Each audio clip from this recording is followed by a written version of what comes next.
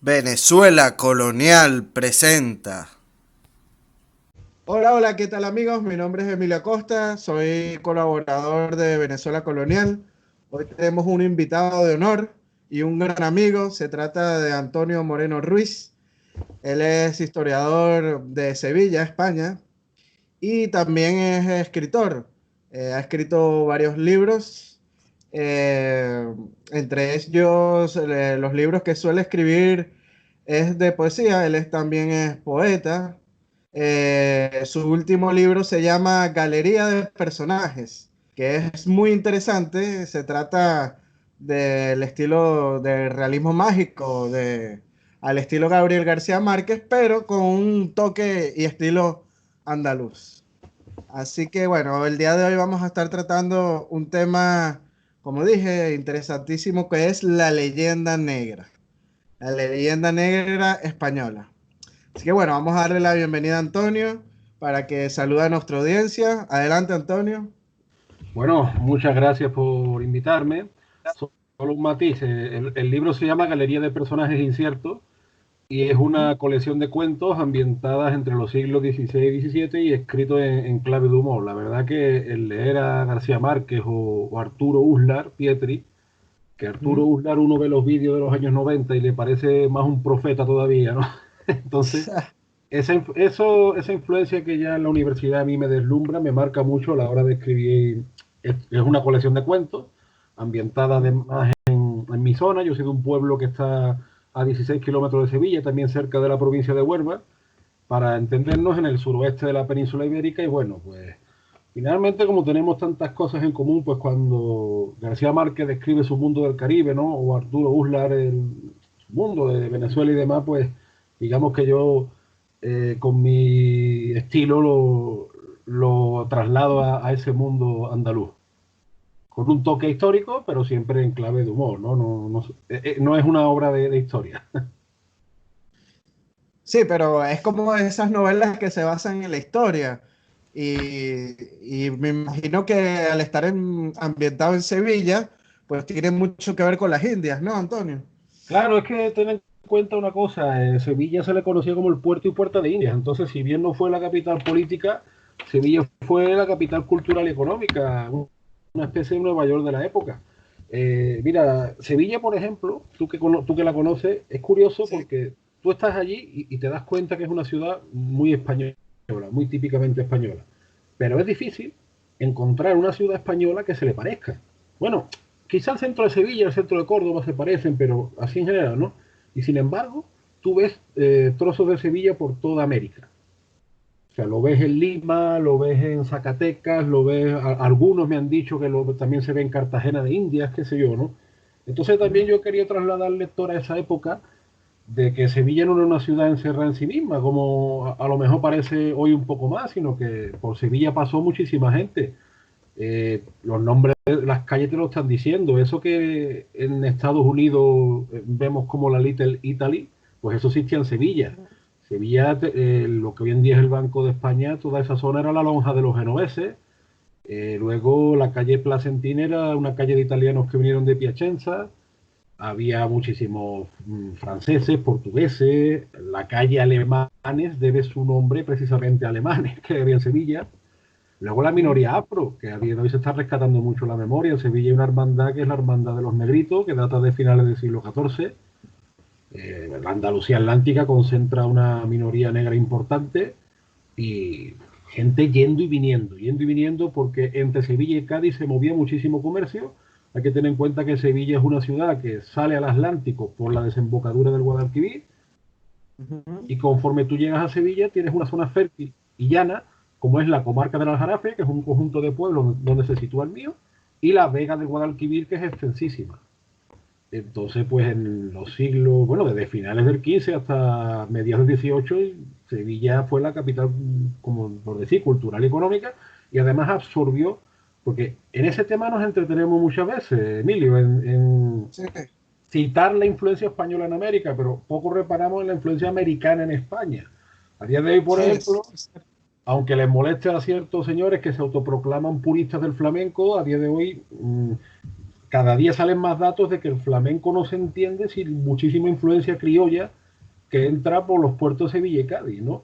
Y bueno, fíjate tú, por ejemplo, dos platos de la gastronomía española que se conocen en todo el mundo, como el gazpacho y la tortilla, La no se tortilla, entendería sin ingredientes americanos. claro, la papa.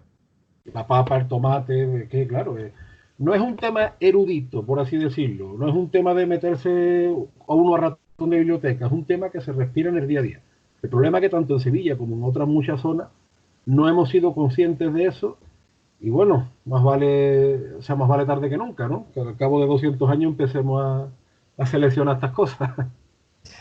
Eso es correcto, no, Quillo, y lo que te estaba diciendo en estos días en privado, hablando tú y yo, de la influencia andaluza que hay en Venezuela, es grandísima. Bueno, Si te fijas, sí, eso yo lo ¿me viví en escuchas? Perú, como te contaba, o sea, el carácter del venezolano y el carácter del andaluz extrovertido pues, son muy parecidos y congeniamos muy pronto. Sí, hubo mucha inmigración en los siglos XVI y XVII andaluza a Venezuela. En estos días estaba leyendo al barón von Humboldt y al francés de Pont, que estuvieron en esa época haciendo crónicas, escribiendo crónicas de Venezuela y de otras partes de América, y decían que la inmigración andaluza siempre fue la mayoritaria en Venezuela. Inclusive la parte oriental del país, de Venezuela, se llamaba Nueva Andalucía. Uh -huh. Imagínate la cantidad de andaluces que habían en esa región de Venezuela que le llamaron así, Nueva Andalucía.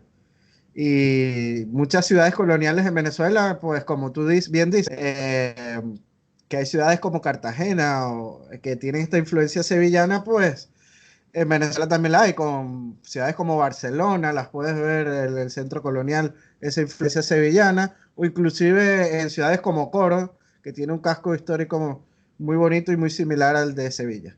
Así que bueno, vamos con el tema que nos corresponde hoy, Antonio, de la leyenda negra. ¿Qué opinas de la leyenda negra española, que no solo se vive aquí mismo en España, sino en América y en el resto de Europa? ¿Qué opinas de este tema tan polémico y que mucha gente cree que en tópicos que son irreales y los creen reales? Bueno, ¿qué te puedo decir, Emilio? Habría tantas cosas por, digamos, seleccionar en esto, ¿no? Hombre, yo me iría muchas veces al término, quizá, ¿no? La leyenda negra, como bien recuerda Iván Vélez, que es un autor que pertenece a la escuela filosófica de Gustavo Bueno y está escribiendo libros clarividentes sobre el tema. Iván siempre recurre a Emilia Pardo Bazán, la gran escritora gallega, ¿no? De finales del 19, principios del 20, como probablemente la primera que enfrenta el término como tal, porque claro, luego se acude mucho a Julián Juderías, pero parece que antes de la obra de Juderías es la misma Emilia Pardo Bazán, a la que por cierto ciertos sectores reivindican y se nota que no han leído su obra en absoluto, porque una de las constantes de esta brillante intelectual gallega fue la lucha contra la leyenda negra. ¿Qué te puedo decir, Emilio? La leyenda negra, ante todo, es una construcción propagandística. Es decir, si te fijas, a día de hoy en el siglo XXI, nadie se cuestiona, pues qué sé yo, la conquista romana o la conquista árabe o incluso los vikingos que nos parecen muy simpáticos por la serie de televisión, ¿no? ¿Mm? Entonces, claro, ¿por qué siempre está este tema que cada X tiempo sale? ¿Y por qué además, es decir, a mí no me preocupa excesivamente pues que franceses o británicos, etcétera, etcétera, saquen este tema cada 15 días? A mí lo que me preocupa es que la población española y la población hispanoamericana lo hayan asumido como propio, por una especie de labor de lobotomía que llevamos ya, yo qué sé, porque claro, ten en cuenta una cosa, cuando este tema surge, estamos hablando de principios del siglo XVI, ¿no? La llegada de los Austria, que España se confirma como una potencia contra todo pronóstico, ¿eh? Si tú analizas los años anteriores a la llegada de Carlos I, el matrimonio de los reyes católicos, nada auguraba, porque además la corona de Castilla venía de una serie de guerras civiles, o sea, nada auguraba eso. Y sin embargo, pues bueno, resulta que en 1492 tenemos la primera gramática castellana que la hace un paisano mío, el Antonio de Lebrija. El fin de la Reconquista en Granada y que Colón llega a Guanajaní. Tres hechos que cambian para siempre en la La historia de la historia humanidad. Historia universal, claro. Entonces, a principios del 16, cuando además España entra de lleno en la política de la Casa de Austria, ¿no? Y como herencia de ese ejército que crea el Gran Capitán, se confirman los temibles tercios de Flandes, pues ahí se crea una propaganda en la que ayudan ciertos compatriotas nuestros, ¿no? Porque, en fin, fue inestimable la ayuda de Bartolomé de las Casas, fue inestimable la ayuda de Antonio Pérez, y claro, y también ayudó mucho la imprenta que corre por el mundo que se hace protestante, en fin. Francia, que es un rival en el Mediterráneo porque quiere controlar los territorios italianos, los mismos italianos también ayudan. Entonces, bueno, siempre, qué sé yo, todas las potencias tienen su leyenda negra. Los rusos también dicen que Rusia tiene una leyenda negra, ¿no? Claro, pero el problema es porque la leyenda negra hispanófoba dura hasta hoy. Entonces, eso yo creo que es una labor de psicología muy buena que han hecho y que, por desgracia, para desgracia nuestra, porque claro, tú sabes que cuando uno va a América están el típico, no digo todos, ¿vale? Pero sí sí. muchos deseando decirte, ustedes se llevaron el oro.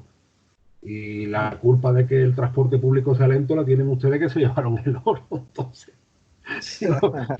que pasen siglos y siglos y sigamos con, como dicen allá, ¿no? Con esta vaina loca,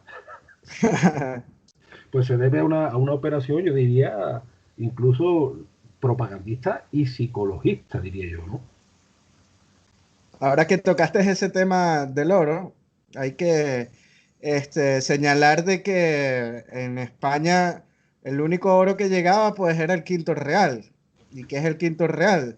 El quinto real era una especie de impuesto que se pagaba por las transacciones que se realizaban en América de los metales preciosos.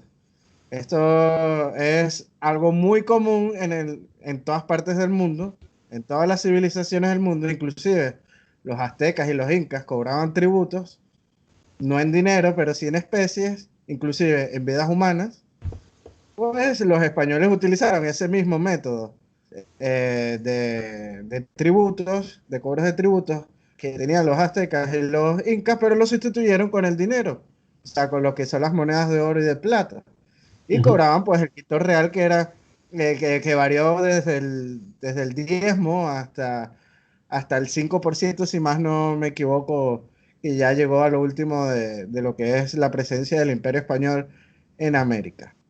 Entonces es importante, acabo de señalar eso, además de que si te preguntas cómo se construyeron las ciudades en América, cómo se construyeron los caminos reales, las catedrales, las casas, los fuertes, los hospitales, las universidades.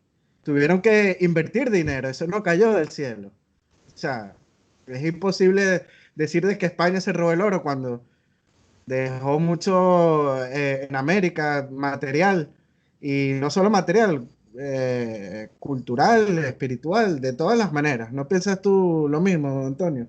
Sí, completamente. Yo, por ejemplo, que he tenido la oportunidad de viajar por los Andes peruanos, te das cuenta que en aquella época se hicieron fundaciones a 3 y 4 mil metros de altura, con, en fin, con los medios que había y puentes que están coleando del siglo XVII, acueductos que son una maravilla, que además continúa la tradición romana bastante, porque eso finalmente también muchas veces lo pasamos por alto, pero la lengua que estamos hablando, el derecho procede de Roma y muchas cosas de nuestra mentalidad proceden de ese mundo, ¿no? Pero yo es lo que te digo, Emilio, o sea, yo no veo que nadie, por ejemplo, se queje de que los egipcios, los faraones, lo que tú dices de los tributos, los faraones exigían tributos, los incas, los aztecas, o sea, esa fijación es con España. Yo la achaco a día de hoy, y estamos completamente de acuerdo contigo, y lo achaco a que quizás si España, por ejemplo, hiciera una especie de mercado común con el mundo iberoamericano, a lo mejor la geopolítica mundial da un vuelco. Entonces quizá conviene, sin ser muy conspiranoico, quizá conviene que tengamos esa mala conciencia sobre nuestra historia, lo cual nos va a negar posibilidades que son evidentes. Si tuviéramos, o sea, tú imagínate que España fuera, qué sé yo, una Commonwealth, porque de hecho, en la época de Carlos IV estábamos yendo hacia eso. O sea, Sí, España además se confunde mucho. era uno de los planes del conde de Aranda. Claro, Pero es que además se confunden mucho los términos, porque es que es como si España fuera un Estado nacional que hubiera invadido un Estado mexicano, un Estado peruano o un Estado cubano, cuando no fue nada de eso. Era una monarquía del antiguo régimen que incorpora a esos territorios como reinos con un estatus especial dentro de la corona de Castilla. Entonces, claro, Con los mismos derechos.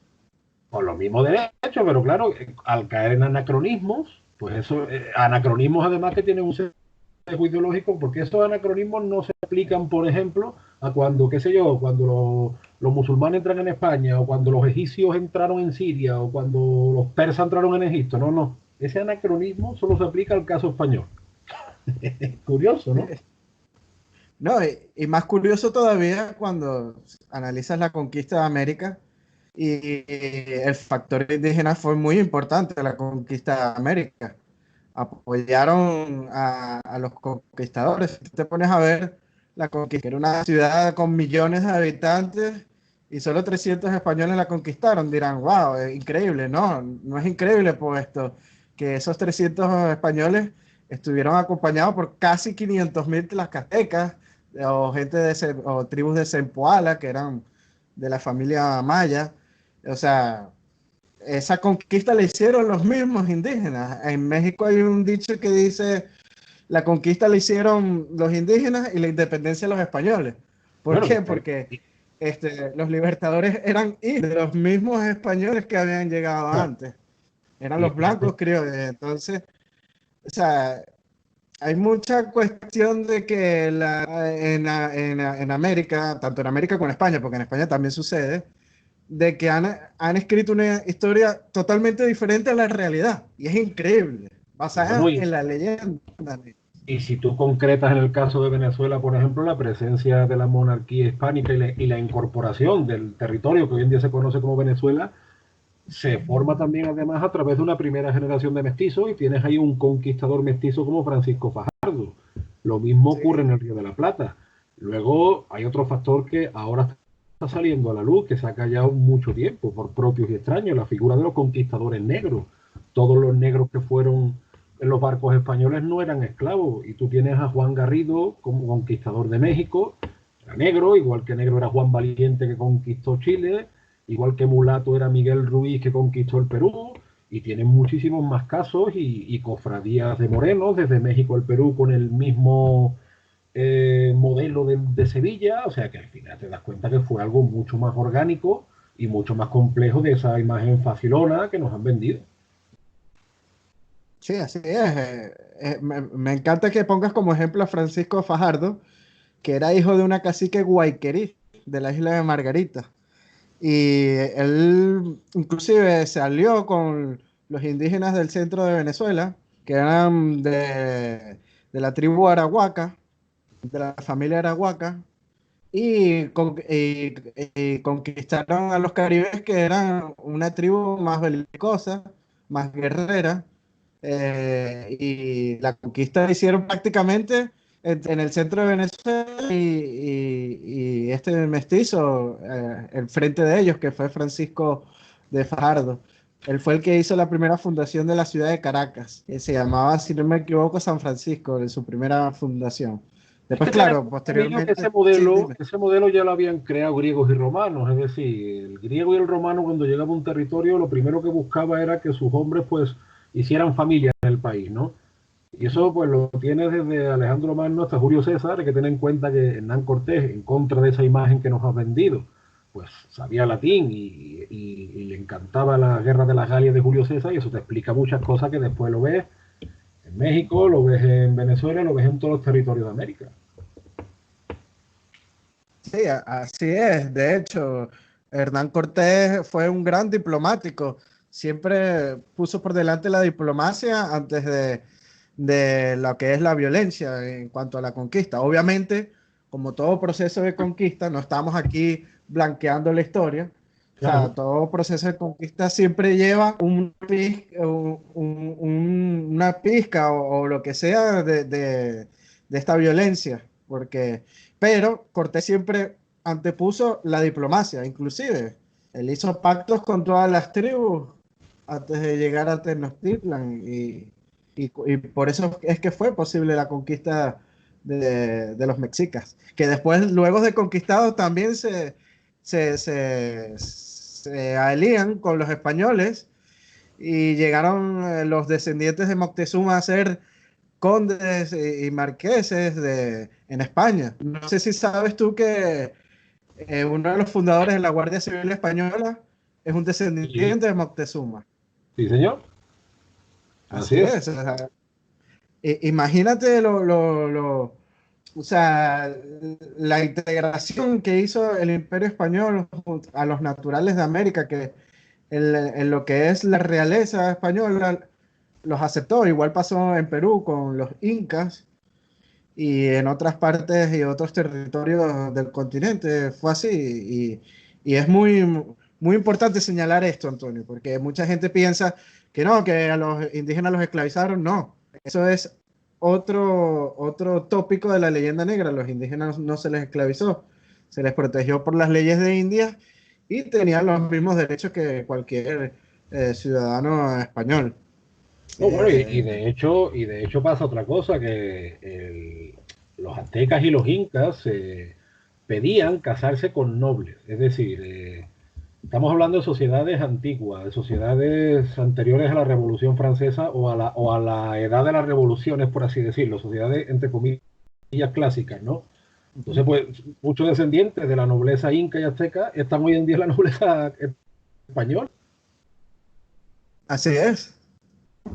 El, el conde de Moctezuma es uno.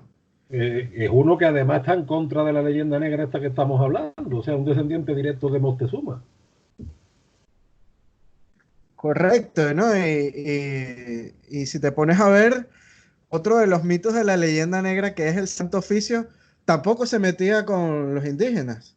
Hay que tener eso en claro. Nada más tenía potestad con los cristianos viejos, que en estos casos serían los españoles. Pero los indígenas, al considerarlos neófitos, pues no podían ser juzgados por la Santa Inquisición, que también es uno de los grandes mitos de la leyenda negra. ¿Qué tienes que decir sobre este tema, Antonio? Uf, ¿qué te puedo decir? Mira, en Perú, quiera que no, hoy en día se está haciendo una labor bastante buena sobre este mito, porque incluso hay un museo de la Inquisición y demás, y no me acuerdo ahora mismo la cifra exacta, quizás fueran 32 ajusticiados en 300 años, y de los 32, natural de lo que hoy en día es el Perú, quizá habría uno, porque eran como 29 europeos, dos rioplatenses y un peruano, algo así, ¿no? Hombre, ¿qué es lo que ocurre? Que es que a día de hoy, Emilio, mucha gente piensa de que la Inquisición ejecutó a 400.000 millones de personas, pero que te lo creen así a pie juntillas. ¿Qué es lo que pasa? Que cuando empiezan a salir determinados datos, porque incluso cierto, Henry Kamen, un historiador británico que no nos tiene demasiado aprecio, por más que diga que es objetivo, yo la objetividad británica, en fin, la pongo un poquito en duda, un poquito, y Henry Kamen dice que en toda la monarquía hispánica se podrá hablar de 3.000 personas, estamos hablando de 400 años. Que en el virreinato del Perú, con la importancia que tuvo, haya 32, hombre, está claro, y la población indígena sigue siendo bastante pujante en todos estos territorios, ¿no? Andinos. Es uno más, o sea, si tú analizas el constructo, como se dice ahora, ¿no? A día de hoy algunos dicen, esta es una construcción social, ¿no? Bueno, pues es que esto es una construcción propagandística y psicologista en el que intervienen varios componentes, ¿no? Como un rompecabezas, y la Inquisición es una pieza fundamental. No se entiende, digamos, su papel histórico, porque se mira desde los ojos del siglo XXI, pues como un hombre del siglo XVI no entendería a lo mejor la policía, porque la policía, si tú la policía tal y como la conseguimos hoy, ¿no? Que no me estoy metiendo con la policía, sino que si tú se la explicas a un hombre del siglo XVI no lo entiende, qué es lo que ocurre, que aquellas eran sociedades religiosas, no existía el tema del laicismo. Pero es más, te digo otra cosa. Tú te has fijado, Emilio, que solo se habla de la Inquisición, no te digo ya ni católica, te digo española, porque Sí, De la Inquisición protestante no escuchamos nunca hablar. En Inglaterra no hubo Inquisición, en Alemania no hubo, sí hubo, y, y, y vamos, y las cifras hablan por sí solas, y las cifras que ellos mismos reconocen, porque además eso es otra cosa. La monarquía hispánica, en la época de Carlos III, que se funda el Archivo de India, precisamente ya para recoger documentación y luchar contra estas leyendas negras en las que entra la Inquisición, la monarquía hispánica es que tiene tantos documentos que es algo sin precedentes en la historia. O sea, que la misma Inquisición se procuró cada documento, firmarlo, archivarlo. Es que la gran ventaja para desmontar tópico la tenemos en los propios archivos, que otras monarquías de aquella época no lo tuvieron. La británica, por ejemplo, que eso es otra. Y luego, por ejemplo, cómo se han silenciado el brutal genocidio británico sobre, o inglés, o como lo queramos llamar, sobre los irlandeses, por ejemplo. No, y si te pones a comparar la conquista que hicieron los anglosajones en Norteamérica con la conquista que hizo España en el sur, pues ves mucho la diferencia.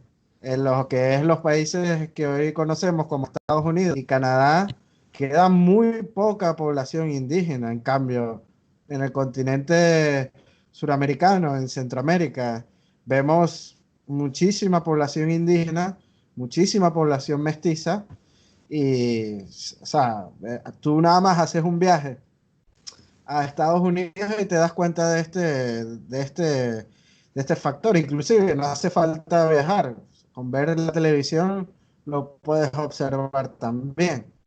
Y hay que decir algo. Los pocos indígenas que quedan en los Estados Unidos son la mayoría del oeste americano, que es justamente donde estuvo. ¿Por qué? Porque sí, porque cuando los españoles se fueron de Norteamérica, pues esas tribus estaban ahí todavía y estaban en muchas misiones que fundaron los sacerdotes jesuitas, franciscanos, entre otros. Están las grandes misiones de California en el oeste americano, como vestigios de eso. Y cuando llegaron los norteamericanos, no vieron indios salvajes, vieron indios civilizados que ya sabían sembrar, sabían de carpintería, de mampostería, sabían construcciones, porque todo eso se lo enseñaron los misioneros. Claro. Ahí ves la diferencia. Entonces Pero, le fue mucho más difícil exterminarlos en el oeste que en el este, que ahí sí que no quedó ninguna tribu viva. y sabes lo que me llama la atención, Emilio, que es que a día de hoy, gracias a las sociedades históricas de Estados Unidos, se valora, por lo menos, bueno, yo sé que a lo mejor no es a nivel mayoritario, ¿vale? Pero, hombre, hay sociedades históricas que están poniendo en relieve y en valor la presencia hispánica en la región, mientras que en España y en Hispanoamérica este tema, por desgracia, no interesa a ningún nivel.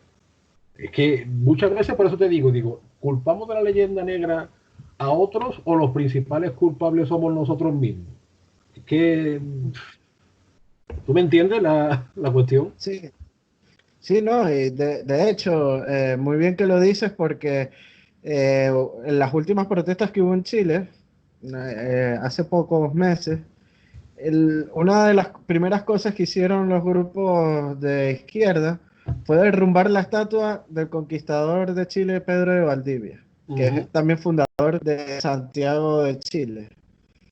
Y eso es lamentable. Y ves en sitios como en San Agustín, en Florida, como los mismos anglosajones, porque no son hispanos los que hacen estas reivindicaciones en San Agustín, se sienten orgullosos de su historia y hacen desfiles y fiestas conmemorando la fundación de esta ciudad, de San Agustín, en Florida. Y lo igual pasa en San Antonio, con los descendientes de los canarios y también con los anglosajones que celebran la fundación de estas ciudades y se sienten orgullosos de esa herencia hispánica, teniendo mucha influencia anglosajona, y es un país anglosajón. Es increíble. Pues sí, es así. Ellos también tienen, bueno, Estados Unidos, tú sabes, es un país muy grande, muy complejo, que tuvo una parte anglosajona, una parte francesa, una parte hispánica, pero sí, es que al final la culpa, mira, el tema de la Inquisición, por ejemplo, es lo que estábamos hablando antes. La Inquisición consideraba al indígena americano un catecúmeno y por tanto era un cristiano iniciado en la fe. Yo sé que a día de hoy, en el siglo XXI, pues esto quizá cuesta entenderlo, pero chicos, que era así. Volvemos a lo mismo. ¿Por qué esos anacronismos interesados con un sesgo ideológico muy determinado? Pues tú hablabas de Chile. De Chile, Sí. cierto señor No, y en Venezuela también venezolano pasó. habló de que estaba soplando. Sí. No, pero te digo que en Chile concretamente cierto señor venezolano, señor lo pongo entre comillas, dijo que estaba corriendo una brisa bolivariana, ¿no? Ah, sí, sí. Entonces, bueno, o lo mismo que cierto señor, también entre comillas anterior, cuando el escudo de la ciudad de Valencia le quitó las águilas, porque eso se lo puso en la época de Carlos I, y el escudo, y se había dado cuenta el hombre, ¿no? De que Valencia tenía esas águilas. Valencia, que por cierto fue un baluarte realista, pero bueno, yo sé que estas cosas Ah, sientan capaz más. y le cambien, eh, capaz y le cambian el nombre también, porque Valencia, como sabemos, es una ciudad homónima de una española. Claro, es que si nos ponemos nosotros así, Emilio, pues qué sé yo, volvamos a hablar una lengua celtibérica, ¿no? Sí, Porque las venas abiertas de la península ibérica, ¿no? Y damos culpa de nuestros males a los romanos, a los visigodos y a los árabes, y qué sé yo, ¿no? Por al final volvemos a lo mismo. La leyenda negra es una construcción propagandística y psicologista solo y exclusivamente contra España, porque eso lo dice María Elvira Roca Barea también en su libro de Imperiofobia y Leyenda Negra, lo leyenda negra, dice. Es sí. que nadie tiene en mente, qué sé yo, pues la conquista francesa del Canadá, ¿no? O, qué sé yo, o las conquistas del imperio asirio, no. España parece ser que es la única, bueno, escúchame, y ahora pasa otra cosa, ahora hay una corriente de brisa bolivariana también, por así decirlo, que dice pues que poco más o menos que España inventó la esclavitud de los africanos. Mm. Entonces, y yo creo que hoy, a día de hoy, si bien se mantiene esto sin ser muy conspiranoico, es por eso, porque conviene que cierta parte del mundo esté peleándose entre ellas y tenga esa mala conciencia. Creo que por ahí van un poco los tiros. Sí, ahora que nombraste la esclavitud, ese es otro tópico de la leyenda negra, porque resulta y acontece que en todo el planeta Tierra en aquella época existía la esclavitud, inclusive los mismos aztecas e incas la practicaban, esta Pero tú te esclavitud has con tres fijado, Emilio, tribus. pero tú te has fijado Y sí, cómo nadie tiene en mente, por ejemplo, que bereberes, árabes y turcos esclavizaron a miles y miles de europeos. ¿Cómo nadie tiene eso en mente? y que asaltaban las costas de España. eh, los piratas berberiscos y secuestraban a las personas para convertirlas en esclavos en el norte de África. Eso es correcto. Nadie lo tiene en mente. Pues ya está, ahí tienes la leyenda negra. Mm. No, y también hay que señalar que el sistema de esclavista español fue mucho más suave que el norteamericano. En el sistema esclavista español, pues el esclavo tenía derecho a su libertad, a comprarla en en un cierto tiempo. Y si recibía de su amo que sobrepasase, lo podía denunciar a las autoridades tomaban carta en el asunto, podían hasta meter preso al dueño y solicitar un cambio de amo. O sea, que el sistema español pues, protegía mucho al esclavo en este sentido. Y también hay que tomar en cuenta que después de la independencia de los países hispanoamericanos, la esclavitud siguió en la mayoría. Sí, sí, En sí. Venezuela, sí. En Venezuela se abolió la esclavitud en 1854, casi 30 años después de la independencia. Y ya Y en España, En Perú fue Ramón Castilla quien la abolió. sí, en Venezuela fueron los monagas, como te dije, y en Colombia también fue en 1858, o sea, casi 30 años de la independencia de estos países. Y entonces dice, no, que los españoles eran los malos porque esclavizaban. Bueno, las repúblicas siguieron esclavizando y muchos de esos libertadores pues también tenían esclavos en sus haciendas. Eso es importante señalarlo. Hombre, si hablamos de uno en concreto, a mí se me viene a la mente Simón Bolívar, por ejemplo. Sí, en sus discursos políticos hablaba de la libertad de los esclavos, pero cuando llegó al poder como presidente de la Gran Colombia, no hizo nada por cambiar la vida de ellos. Y Y España date ya, cuenta, ya había abolido la esclavitud en el 1812 en las Cortes de Cádiz. Y muchos criollos no estuvieron de acuerdo con eso, por eso se levantaron contra España y se levantaron y queriéndose independizar. y date cuenta, por ejemplo, una de las cosas que hace Bolívar también con los negros, con lo que él obliga a muchos negros a combatir en su bando y a los que no querían combatir, pues la amenazaba con esclavizar a su familia y los mandaba encadenados al combate. O sea que, pero vuelvo a lo mismo, Bolívar, por ejemplo, entendiendo la coyuntura de la época, entre comillas, él se proclama dictador de la Gran Colombia. Si hubiera habido un español peninsular, porque Bolívar era un español americano, que se hubiera proclamado con esa palabra, ¿tú crees que eso día de hoy se interpretaría tan alegremente? No creo. Es más, me hiciste recordar el caso de Iturbide en México, que él siendo realista, se autoproclama emperador de México y se independiza de España. Sí, bueno, eso es otra. El caso de México fue un poco diferente porque la independencia la hicieron parte de los realistas, ¿no?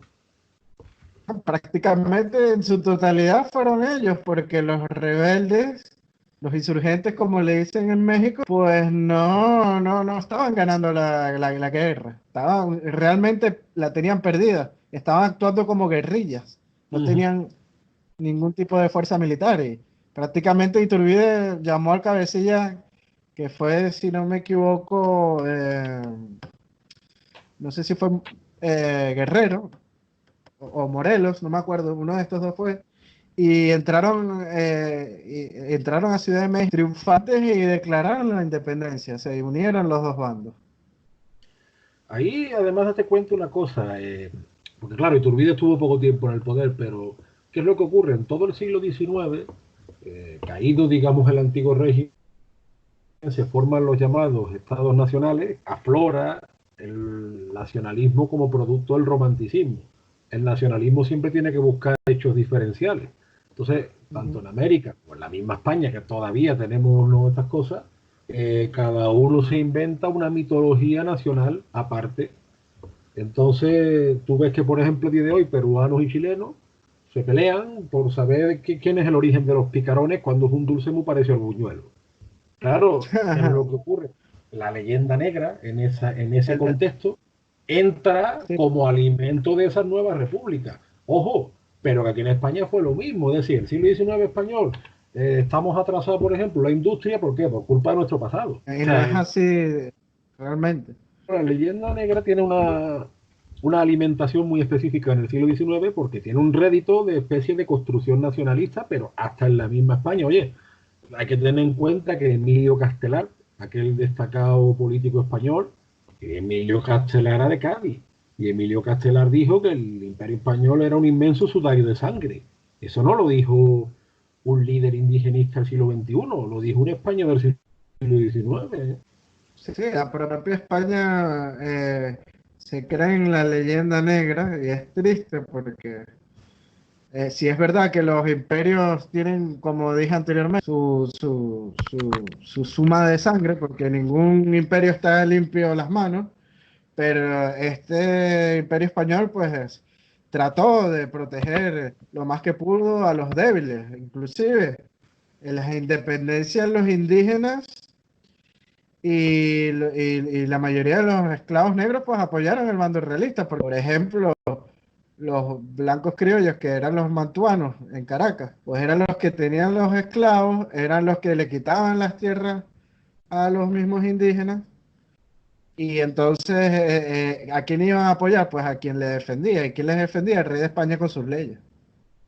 Y no solo eso, yo voy más allá, porque ahora que tú has dicho lo de los mantuanos, fíjate tú, por ejemplo, Venezuela, que siempre ha sido tierra de promisión para Canarias, ¿no?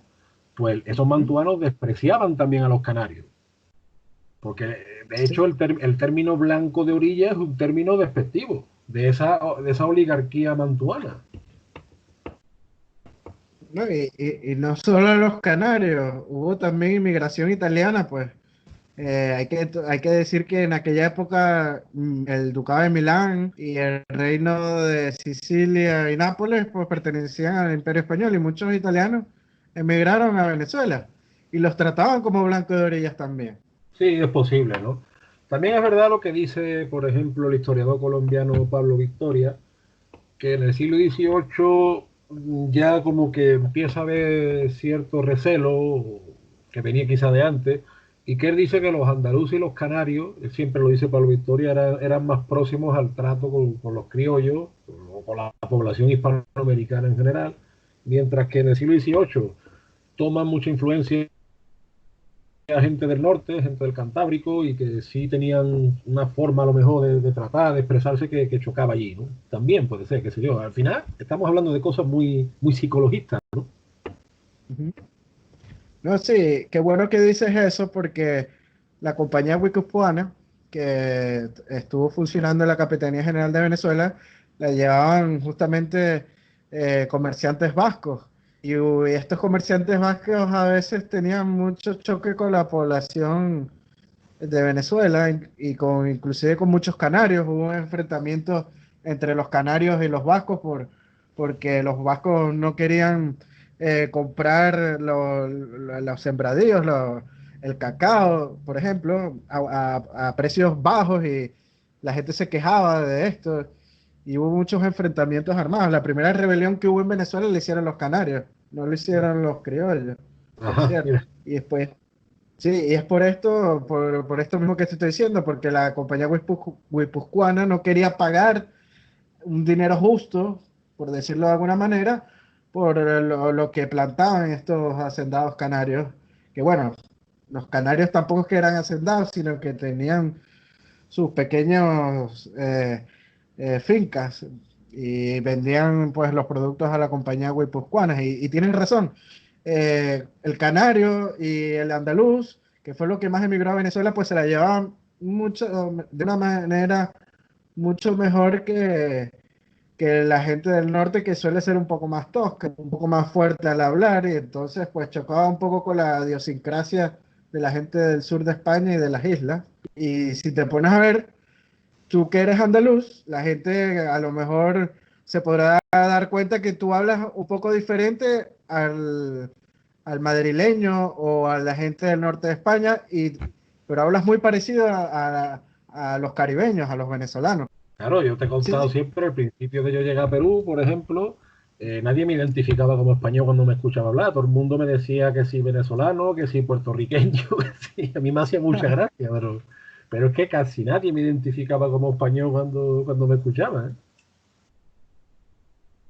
Sí, tiene el andaluz de la parte sur de España, pues sí, tiene una forma muy parecida, muy caribeña. Nos comemos las S, que es algo muy propio de nosotros, la gente de esta parte. Y en los dijes somos más dicharacheros, como dicen en Venezuela. Somos más alegres y vemos las diferencias como con el resto de España, con la gente del norte o del centro, etcétera. Tú tenías un dicho que no me acuerdo, de Peñaperro para arriba, ¿no era? No, eso lo dice un amigo mío, que de Peñaperro para arriba todo es Alemania. Pero todo es Alemania. No, pero bueno. Sí, Al final te das cuenta que son exageraciones. Luego hay gente del norte también porque es más extrovertida. O sea, al final, sí, en fin, ¿no? Pero es que claro, yo te he dicho estas cosas que estamos hablando es importante sacar a la palestra porque la leyenda negra no es algo objetivo. O sea, no es algo sí. que tú lo puedas estudiar desde un punto de vista historiográfico o científico. Porque todas las corrientes que hacen acopio de la leyenda negra al final se pretenden científicas, como cierto filósofo alemán del siglo XIX se pretendía científico, ¿no?